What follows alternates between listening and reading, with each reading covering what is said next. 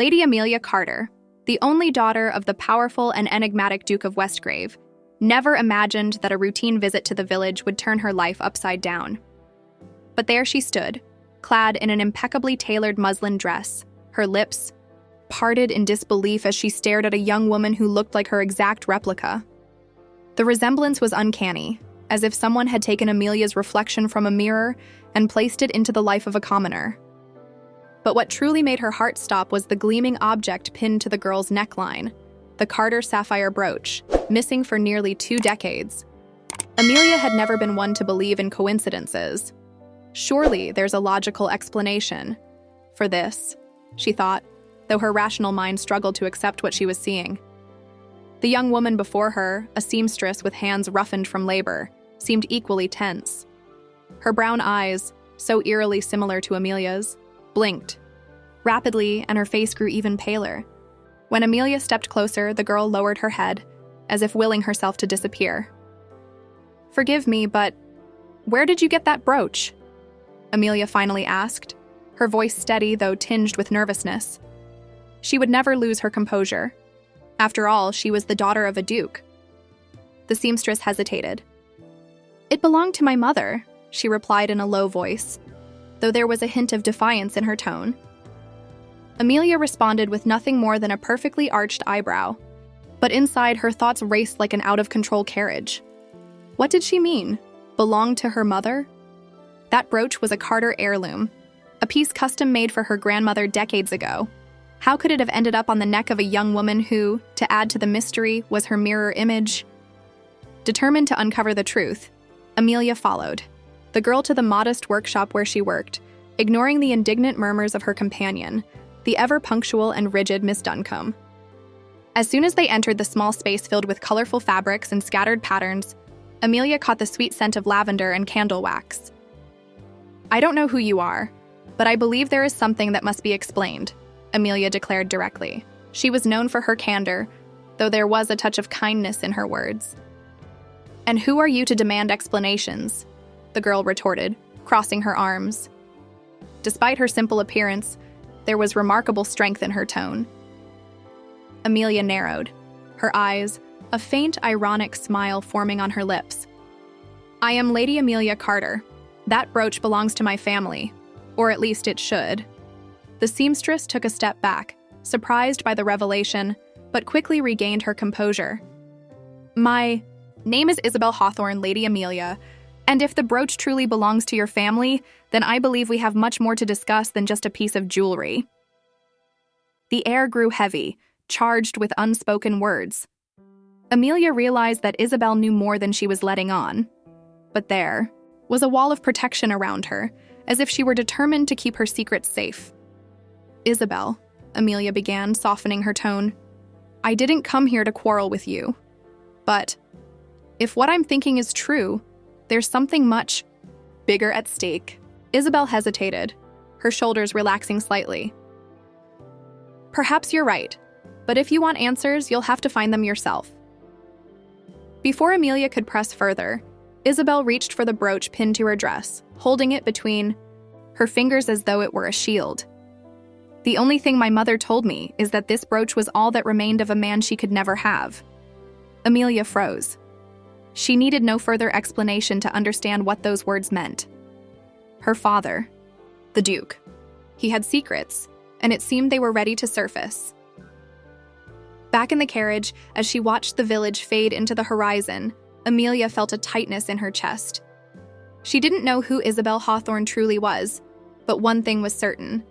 This young woman was connected to her family's past in a way that could change everything. And what was most unsettling? Amelia couldn't shake the strange sense of kinship she felt toward Isabel, as though deep in her soul, she knew they were connected in a way that no rational explanation could erase. The grand halls of Waverly Manor seemed unusually quiet that evening, though the silence was far from comforting. Lady Amelia Carter paced the length of the drawing room, her slippered feet sinking into the plush carpet with every determined step. The sunlight streaming through the tall windows cast a golden glow on her features, but her mind was far from tranquil. The name Isabel Hawthorne echoed in her head, along with the haunting image of that brooch, her family's brooch, resting, so casually against Isabel's neckline. "Amelia, do sit down. You're making me dizzy," Lord Arthur Sterling drawled from his seat by the fireplace. A childhood friend with an air of perpetual amusement, Arthur had always been Amelia's confidant, the one she trusted to keep her grounded when the world felt chaotic. Today, however, he was met with a sharp glare. "How can I sit, Arthur?" Amelia shot back, her voice clipped with frustration. "There's a girl in the village who looks exactly like me. Not a passing resemblance exactly. Exactly.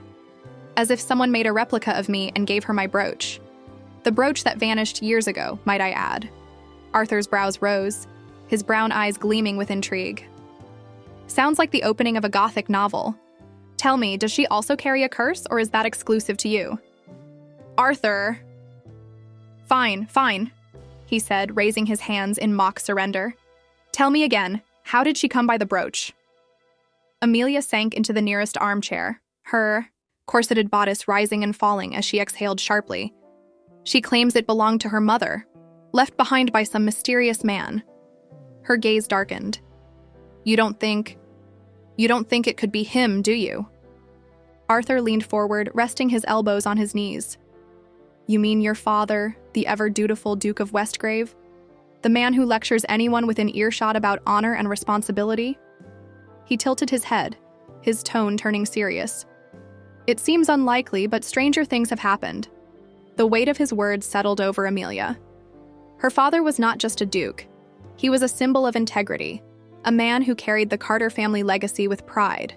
Yet she couldn't shake the unease that had taken root in her chest. If Isabel's story was true, if the brooch had indeed come from her father, what would that mean for her family's carefully constructed image? "I need answers," Amelia said finally, her voice resolute. "And I'm not going to get them by sitting here, waiting for the truth to reveal itself. Tomorrow I'm going to confront him." Arthur sighed, rising to his feet. "You're braver than I am. Confronting a duke sounds like a dreadful way to spend an afternoon." He paused, a hint of a smile playing at his lips. "But if you insist on causing a stir, do save me a seat for the spectacle." Amelia rolled her eyes, though she couldn't help the faint smile that tugged at her mouth. "Thank you, Arthur, for always making light of my distress." "It's a gift," he quipped, offering her a bow before departing. The following day, Amelia waited in her father's study, the large oak door closed behind her. The room smelled of leather and pipe tobacco, and the late afternoon sun filtered through the heavy curtains, casting shadows across the walls lined with books. She stood by the window, her hands clasped tightly in front of her, trying to steady her nerves. When the Duke of Westgrave entered, his presence filled the room. Tall and imposing, with a touch of gray at his temples, he carried himself with the air of a man who expected nothing less than obedience. "Amelia," he greeted her, his tone warm but distracted. "To what do I owe this surprise?" Amelia turned to face him, her expression carefully composed. "Father, I need to ask you something, and I need you to be honest with me." The Duke's brows furrowed slightly as he crossed the room to stand behind his desk. "Of course. What is it?" She hesitated, then took a steadying breath. "Do you remember the brooch that belonged to grandmother? The one that went missing years ago?" The question seemed to catch him off guard, but he recovered quickly, his expression neutral. "Yes, of course. It was a great loss to the family." Amelia stepped closer, her gaze unwavering. "I found it." The Duke's eyes widened imperceptibly. "You found it?" "Yes," she replied, "but it wasn't in our possession. It was being worn by a girl in the village, a girl who looks exactly like me." The silence that followed was deafening. For the first time in her life, Amelia saw something flicker in her father's eyes, something that looked suspiciously like guilt. "Who is she, father?" Amelia demanded, her voice rising. "Who is Isabel Hawthorne, and why does she have something that belongs to our family?" The Duke turned away, his hands gripping the back of his chair. When he spoke, his voice was low, tinged with something Amelia couldn't quite place. "There are things about my past, Amelia, that I hoped would never come to light. But it seems The past has a way of finding us, no matter how far we try to run. Her stomach dropped. Whatever came next, Amelia knew it would change everything. The air in the study felt thick, pressing down on Amelia as her father's words hung between them. She stared at him, her heart racing in her chest. This was no longer a coincidence, no misinterpretation on her part. He knew. The Duke of Westgrave, her unshakable, principled father, was hiding something, and for the first time in her life, she wasn't sure she wanted to hear the truth. "What are you saying, father?"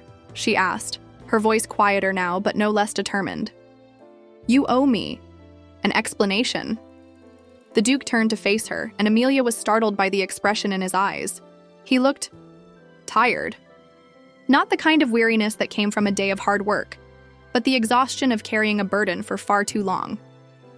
He gestured toward the chair across from his desk. "Sit, Amelia. There's much to discuss." She hesitated, her instincts urging her to brace herself for the storm about to come.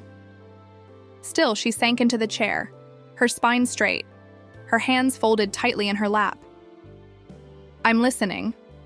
The Duke took a deep breath, running a hand through his graying hair.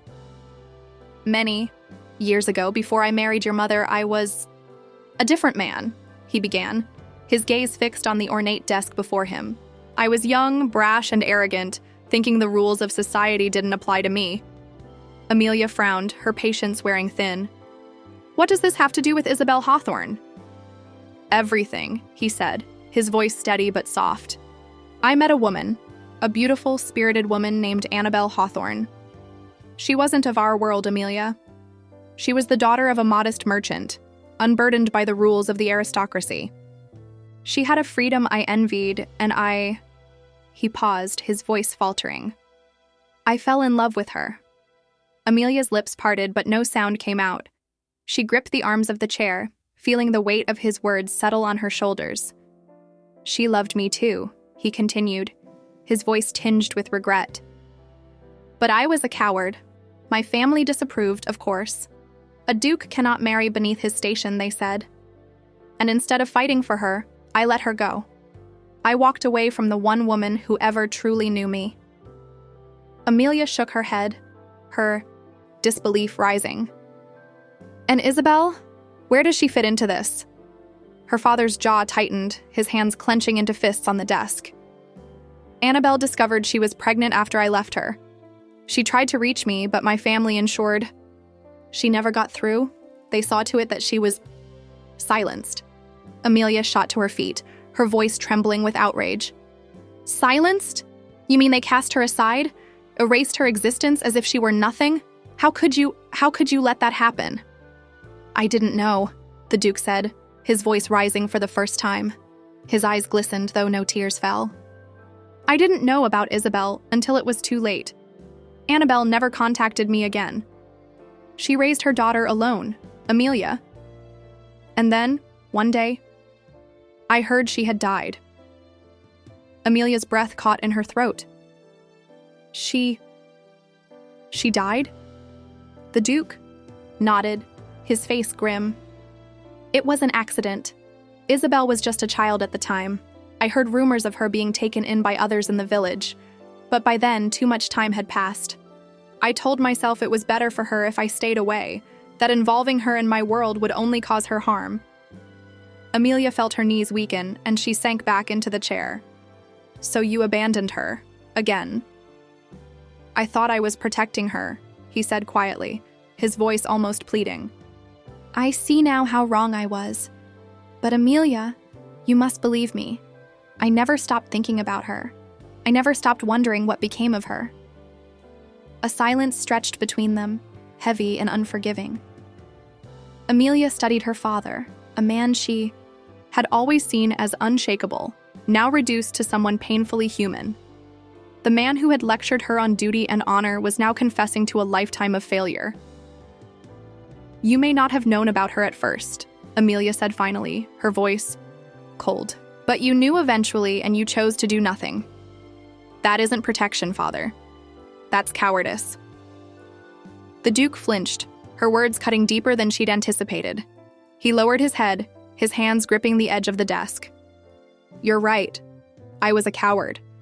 And now it seems my past has returned to demand justice." Amelia stood, her chest tight with anger and grief. "Not just justice. The truth, Father. Isabel deserves the truth, even if it's painful." She turned to leave, but her father's voice stopped her. "Amelia." She paused in the doorway, her hand gripping the frame. Tell her I'm sorry." Amelia didn't respond. She stepped into the hallway, her mind racing, her emotions tangled in a storm she couldn't control. As she ascended the grand staircase, she knew one thing for certain. She had to find Isabel again. Her father's apology wasn't enough. The truth was out, but the damage had been done, and somehow, Amelia would have to find a way to fix it. Amelia had always considered herself a rational woman, but as her carriage rattled down the uneven road to the village, her thoughts were anything but calm. The conversation with her father replayed in her mind, each word sharpening the edges of her anger and confusion. Isabel Hawthorne wasn't just a mysterious stranger who resembled her.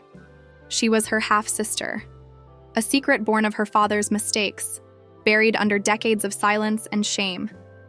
As the carriage slowed, Amelia glanced out the window, catching sight of the modest buildings that made up the heart of the village. Unlike the polished opulence of Waverly Manor, the village was alive with the hum of everyday life. Children chasing each other in the streets, vendors calling out their wares, and laundry flapping in the breeze. It was a world Amelia had only glimpsed from afar, and now it felt as though she were stepping into another life entirely. "Are you certain about this, my lady?"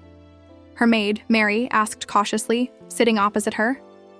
Mary's wide eyes betrayed her worry, though she wisely kept her tone even.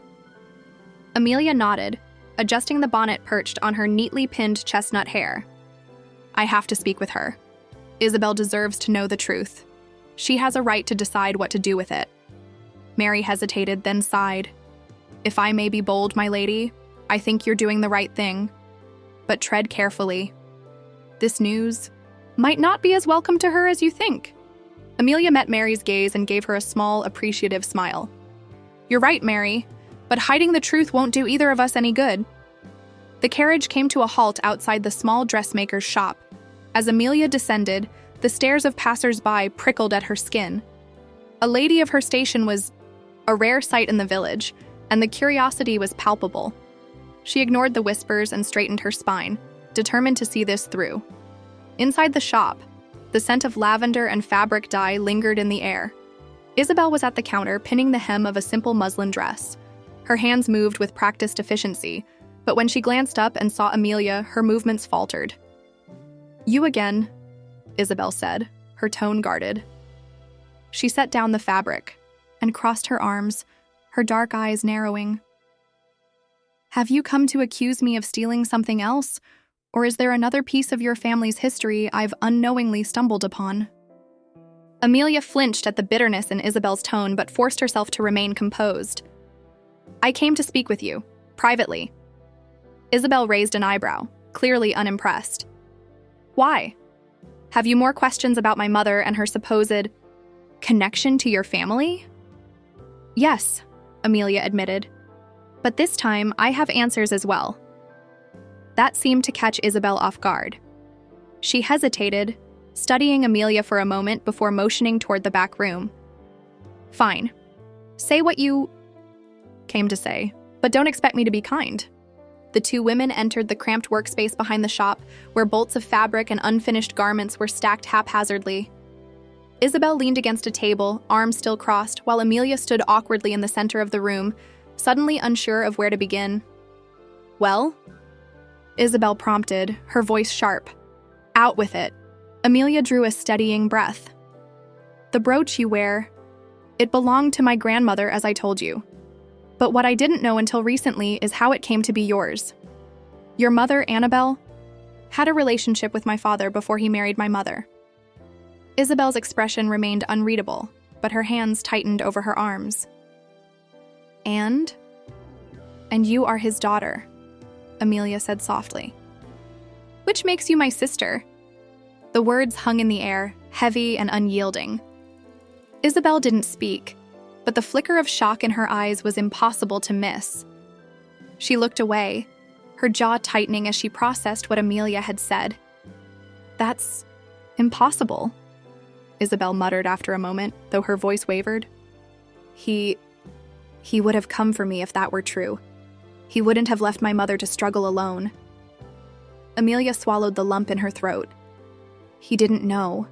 Not at first. And when he did, She hesitated, unsure of how to soften the truth. He convinced himself that staying away was the better choice. Isabel let out a bitter laugh. The better choice? For whom? My mother worked herself to death to keep us fed, and he thought staying away was noble? Amelia's chest ached at the anger in Isabel's voice, anger she couldn't blame her for feeling. "I won't defend his actions," Amelia said quietly. "But I came here because I thought you deserved to know the truth. I want to help you, Isabel. You don't have to face this alone." Isabel turned to her, eyes flashing with pain and defiance. "Why now? Why tell me after all these years? What am I supposed to do with this truth?" The road back to Waverly Manor was uncharacteristically quiet. Amelia and Isabel sat opposite each other in the carriage, the weight of their shared truth hanging heavily between them. Amelia stole occasional glances at Isabel, who stared out the window, her jaw tight and her hands clenched around the brooch as if it were the only thing tethering her to reality. The journey had been Amelia's idea. After their conversation in the dressmaker's shop, she had convinced Isabel to meet their father. It hadn't been easy. Isabel had argued fiercely, refusing to step foot in the manor of the man who had, knowingly or not, abandoned her and her mother. But Amelia's calm persistence had worn her down. Now, with each passing mile, Amelia questioned whether she had done the right thing. "You don't have to do this," Amelia said softly, breaking the silence. Isabel turned her head. Sharply, her dark eyes narrowing. "You think I don't know that? Believe me, if it were up to me, I wouldn't be here. But you've dragged me into this, so let's get it over with." "I didn't drag you into anything," Amelia replied, keeping her voice even. "You deserve answers, and whether you believe it or not, my father does too. He's complicated, yes, but he regrets what happened." "Regret doesn't feed a child," Isabel muttered, her voice bitter. Amelia winced, the truth of Isabel's words stinging more than she cared to admit. "No, it doesn't. But he can't undo the past. None of us can. What he can do now is take responsibility, and that starts with meeting you." Isabel scoffed but said nothing. Her fingers fidgeted with the brooch, the only visible sign of the turmoil Amelia knew was raging inside her. When the carriage rolled to a stop in front of Waverly Manor, Isabel hesitated before stepping out. Amelia stood beside her, offering a reassuring smile that did little to mask her own nerves. "This is it," Amelia said softly. Isabel let out a shaky breath, her gaze sweeping over the sprawling estate. The grandeur of the place was overwhelming. The intricate stone facade, the meticulously groomed gardens, the massive oak doors that seemed almost too grand to be real. It was a world Isabel had never belonged to, a stark contrast to the simple life she had known. "It's enormous," Isabel murmured, unable to hide her awe. Amelia's lips quirked into a faint smile. "It's home. Well, mine at least." "Come on." They ascended the stone steps together, and Amelia pushed open the doors, revealing the grand entrance hall. The space was as imposing as the exterior, with marble floors and towering ceilings that seemed to stretch into infinity. Isabel hesitated again, her arms crossing over her chest as if trying to shield herself from the opulence. The sound of footsteps echoed down the hall, and Amelia turned to see the Duke of Westgrave approaching. He had dressed simply, by his standards at least, in a dark waistcoat and white cravat, but his imposing presence filled the room as it always did. His eyes flicked to Isabel, and for a moment, he froze. "Isabel," Amelia said gently, gesturing toward him. "This is my father, the Duke of Westgrave." Isabel's gaze met the Duke's, and the tension between them was palpable. Her chin lifted slightly, a sign of defiance, but Amelia didn't miss the flicker of vulnerability in her eyes. "Your Grace," Isabel said, her voice tight. "Or should I call you something else?" The Duke flinched at the edge in her tone, but he quickly recovered, his expression softening. "You may call me whatever you feel is appropriate," he said quietly. Isabel crossed her arms. "How about stranger? That seems fitting enough." "Isabel," Amelia murmured, placing a hand on her arm, but the Duke raised a hand to stop her. "She has every right to be angry," the Duke said, his voice steady but filled with regret. He turned, back to Isabel, his shoulders straight but his gaze earnest. "I won't offer excuses for what happened. I failed your mother, and I failed you. I wish I could change the past, but all I can do now is ask for your forgiveness." Isabel laughed, a short, sharp sound that cut through the room like a knife. "Forgiveness? You think it's that simple? My mother worked herself to the bone. For me while you lived in luxury, and now you want me to just forgive you?" "No," the Duke said, his voice trembling slightly. "I don't expect your forgiveness. But I want to know you, Isabel. I want to make amends even if it's too late." Isabel's hands clenched at her sides, her body rigid with barely restrained emotion. "You don't deserve to know me," she said through gritted teeth, "and you certainly don't deserve forgiveness." Amelia stepped forward, her voice gentle but firm. "Isabel, please. I know this is difficult, but we're here now. Whatever happens next is up to you." Isabel's gaze flicked between Amelia and the Duke, and for a moment, Amelia saw the cracks in her armor, the pain and longing she had fought so hard to hide. Finally, Isabel let out a shaky breath and looked away. "I don't know what I'm supposed to feel," she said quietly, "but I'll stay, for now." The Duke's shoulders sagged with relief, and Amelia felt her own tension ease, though she knew this was only the beginning. Rebuilding the bridge between Isabel and their father would take time and patience. But for now, it was enough. The grand dining hall of Waverly Manor felt oppressively quiet, despite the clinking of silverware and the soft crackle of the fire in the hearth. Amelia sat at one end of the long polished table, Isabel at the other, and their father, the Duke of Westgrave, at the center.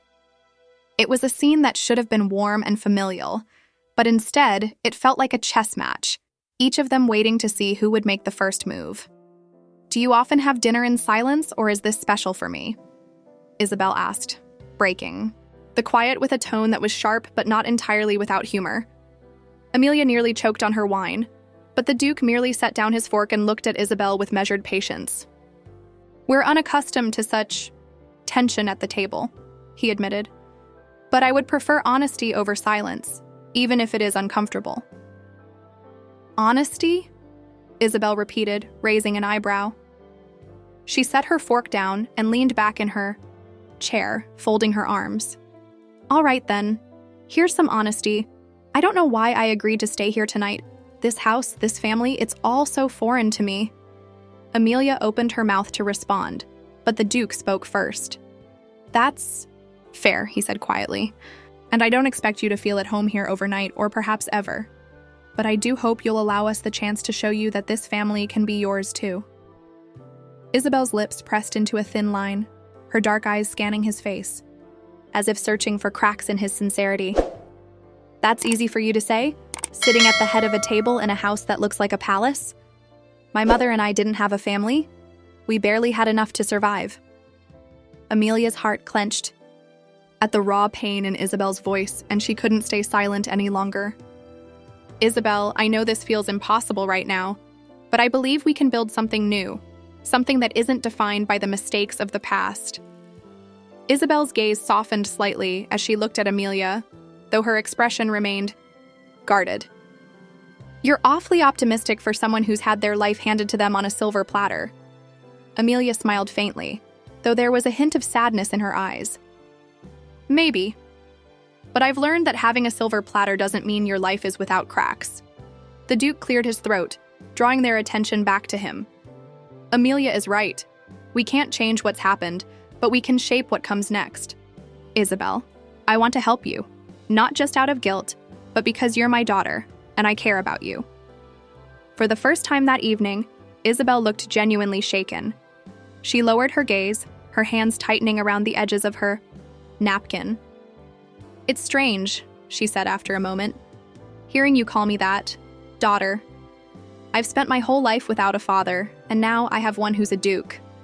It doesn't feel real. Amelia reached across the table, her fingers brushing Isabel's wrist. It is real. And you don't have to decide how to feel about it right now. Just let it be what it is for now. Isabel hesitated, then nodded slowly. I suppose that's all I can do. After dinner, Amelia and Isabel retired to the drawing room, leaving the Duke to his study. A fire crackled in the hearth, casting a warm glow over the richly upholstered furniture and heavy curtains. Isabel sat by the window, staring out at the moonlit garden while Amelia poured 2 cups of tea. This room feels like something out of a painting, Isabel murmured, her fingers tracing the delicate embroidery of the armchair. I can't imagine growing up here. Amelia handed her a cup and took the seat opposite her. It has its charm, I suppose, but there were times I felt like I was living in a cage made of gold. Isabel's eyes flicked to her, a spark of curiosity breaking through her guarded expression. Really? It seems like a dream compared to what I had? It's easy to see only the surface, Amelia replied with a small smile. But every family has its cracks, even mine. Perhaps especially mine. Isabel sipped her tea, her expression thoughtful. Do you think he means it? That he wants to be part of my life? Amelia set her cup down, leaning forward slightly. Yes, I do. My father. He's not a perfect man, but he's not heartless. I've seen the regret in his eyes, Isabel. He knows he's hurt you, and I think he'll do whatever it takes to make amends. Isabel let out a soft laugh, though it was tinged with sadness. That's a lot of faith you're placing in him, but I don't know if I can do the same. You don't have to, Amelia said gently. Not yet. Just take it one step at a time. The 2 sisters sat in companionable silence for a while, the fire crackling softly in the background. For the first time since Amelia had appeared in her shop, Isabel felt a flicker of something she hadn't allowed herself to feel in years. Hope. Later that night, as Amelia prepared for bed, she couldn't shake the feeling that the night's progress, though small, was significant. Isabel was still wary, still hurt, but she had stayed. That was something. A knock at her door startled her, and she turned to see her father standing in the doorway, his expression unreadable. May I come in? He asked. Of course, Amelia said, gesturing for him to enter. He stepped inside, his hands clasped behind his back. Thank you for bringing Isabel here. I know it wasn't easy to convince her. It wasn't, Amelia admitted, but I think she needed to see this side of you, to see that you're willing to try. The Duke nodded, his gaze distant. She reminds me so much of her mother. Annabelle was strong, like Isabel, fiercely independent, and I let them both down. You still have a chance to make it right, Amelia said, her voice soft but firm. Don't waste it. Her father gave her a faint smile, his eyes glistening with emotion. You're right, as always. I won't. As he left, Amelia felt a renewed sense of determination. Isabel deserved a family, and her father deserved redemption. No matter how long it took, Amelia would ensure they found both. The following morning, sunlight streamed through the tall windows of Waverly Manor's breakfast room, bathing the space in a golden glow. The scent of freshly baked bread and brewed tea lingered in the air, but the atmosphere was anything but calm. Isabel sat stiffly at the table, her gaze flitting between the untouched food and the ornate silver teapot. Across from her, the Duke of Westgrave sat with his usual composure, though his hands betrayed him as they fiddled with the edge of his napkin. Amelia, seated between them, felt like she was presiding over a fragile truce. Isabel broke the silence first. You didn't have to invite me to breakfast, you know.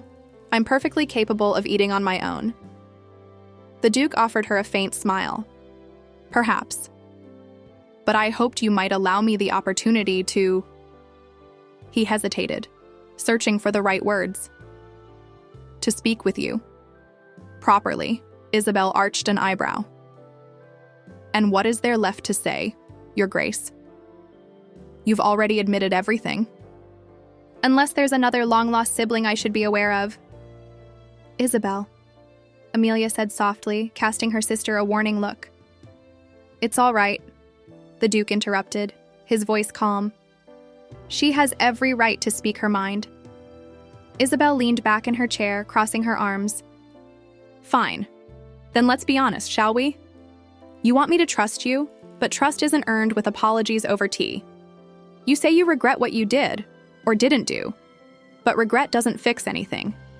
It doesn't erase the years my mother spent working herself into an early grave. It doesn't erase the years I spent wondering why I wasn't enough for the man who abandoned us. Her words hung in the air like a storm, and Amelia felt a lump form in her throat. She wanted to defend her father, to soothe Isabel's pain, but she knew there was nothing she could say that would fix this. The Duke's expression was somber as he met Isabel's gaze. "You're right," he said quietly. "Regret doesn't fix anything, and I don't expect it to. But I meant what I said last night. I want to know you, Isabel. I want to earn your trust, even if it takes the rest of my life." Isabel looked away, her jaw tightening. "That's a lovely sentiment, but you're decades too late." Amelia reached across the table, resting her hand lightly on Isabel's. "Isabel, I know it's hard to believe, but he's trying. And I think, deep down, you want to believe him too." Isabel's eyes snapped to Amelia's, her expression conflicted. "You think you know me so well, don't you?" "No," Amelia replied gently, "but I'd like to." Later that afternoon, Amelia and Isabel found themselves walking through the expansive gardens of Waverly Manor. The rows of neatly trimmed hedges and blooming flowers offered a stark contrast to the tension lingering between them.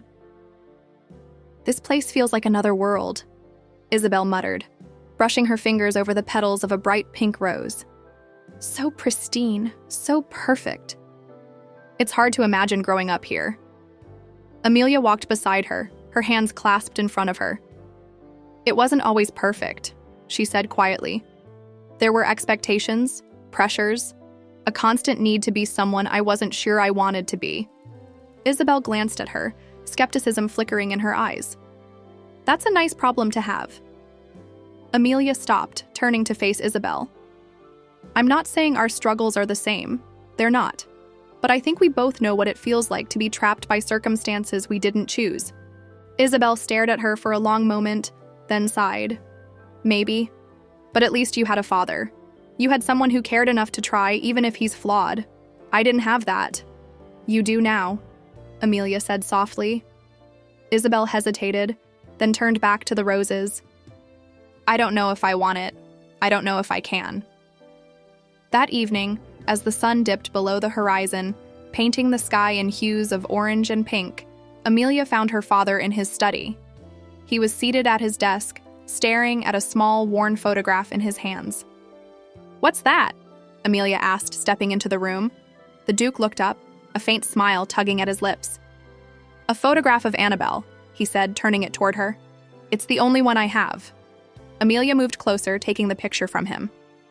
The woman in the photo was young and beautiful, her dark hair cascading over her shoulders. She had a quiet strength in her eyes that reminded Amelia of Isabel. "She looks like her," Amelia said softly. The Duke nodded, his gaze distant. "Yes. Isabel has her mother's fire, her determination. It's humbling." Amelia placed the photo back on the desk. "Father, I think Isabel wants to believe you, but she's afraid. She's spent her whole life guarding herself against disappointment. You have to show her that this isn't just another broken promise." The Duke met her gaze, his eyes filled with a mix of gratitude and resolve. "I will," he said firmly, "no matter what it takes." The next morning, Isabel awoke to find a letter slipped beneath her door. The handwriting was unfamiliar but neat, and as she opened it, she realized it was from the Duke. "My dearest Isabel, I know words alone cannot bridge the distance between us, but I hope they can be a start. I failed you once, and I cannot undo that. But if you will allow me, I want to show you that you are not alone. You are my daughter, and I am proud of you. Proud of your strength, your resilience, and the woman you have become. Please meet me in the garden this afternoon. There is something I would like to share with you." Isabel stared at the letter for a long time, her emotions swirling in a storm of confusion and hesitation. She didn't know if she was ready to meet him halfway, but something about his words tugged at her heart. For the first time in years, she felt a glimmer of possibility, a chance for something new, something whole. And for now, that was enough. Epilogue.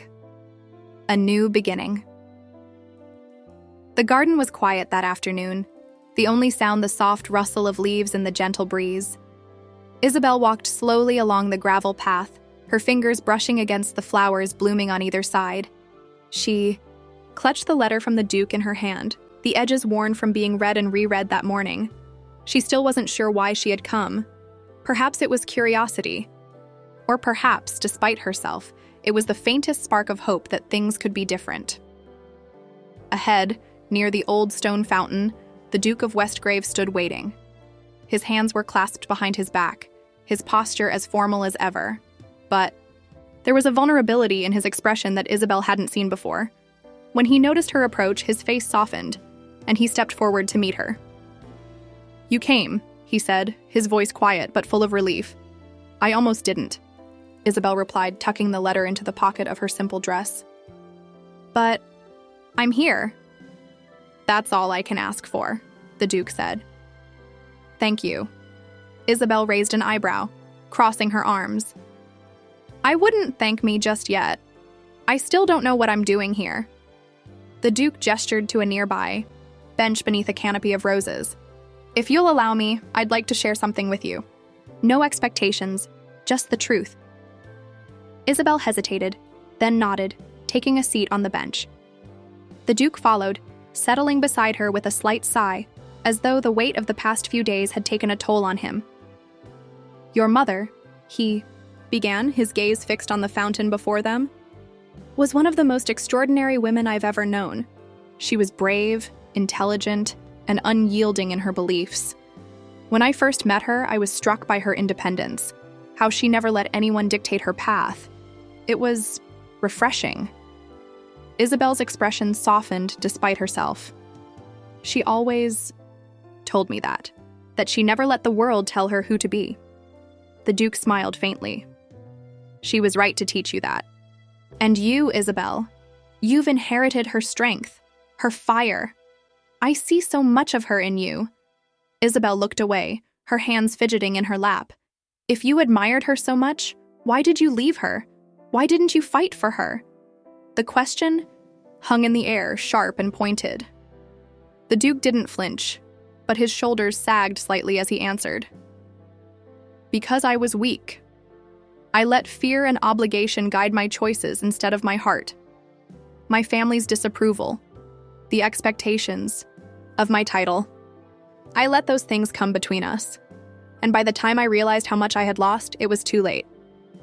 His voice trembled slightly, and Isabel turned to look at him, surprised by the raw emotion in his words. "I told myself that staying away was the right thing to do," he continued, "that it would protect you both from the scrutiny and judgment of my world. But I see now that I was wrong. Staying away only hurt you more." Isabel swallowed hard, her chest tight with emotions she wasn't ready to name. "Do you mean that? Or is this just another attempt to ease your guilt?" The Duke turned to her, his eyes earnest. "I mean every word. I can't change the past, Isabel, but I want to be part of your future, if you'll let me." For a long moment, neither of them spoke. Isabel stared at the fountain, her mind racing. She thought of her mother's sacrifices, of the years she had spent resenting a man she had never met. But she also thought of Amelia's kindness, of the vulnerability she had seen in the Duke's eyes. Maybe, just maybe, it wasn't too late to build something new. Finally, she spoke, her voice quiet but firm. "I don't know if I can forgive you, not yet, but I'm willing to try." The Duke let out a shaky breath, his relief evident. "That's all I ask, Isabel. Thank you." Isabel glanced at him, a small smile tugging at the corner of her lips. "Don't thank me yet. I'll make you earn it." A laugh escaped him, a warm, genuine sound that startled them both. Fair enough. Later, as the sun dipped lower, in the sky, casting the garden in hues of gold and amber, Amelia joined them by the fountain. She smiled at the sight of Isabel and their father sitting side by side, the tension between them less heavy than it had been. Is everything all right? Amelia asked, her voice light. Isabel stood, brushing off her skirt. I wouldn't call it perfect, but it's a start. Amelia's smile widened. That's more than I hoped for. Isabel stepped closer to her, lowering her voice. Thank you. For dragging me here. For making me stay. I don't know where this will lead, but I'm glad. I met you. Amelia reached out, squeezing Isabel's hand. We're sisters, Isabel. And no matter what, I'll be here for you. The three of them stood together as the last rays of sunlight painted the sky. The weight of the past still, present but no longer insurmountable. For the first time in years, the future felt like something worth reaching for. And in the quiet of the garden, surrounded by blooming roses and the soft murmur of the fountain, the seeds of a new family began to take root.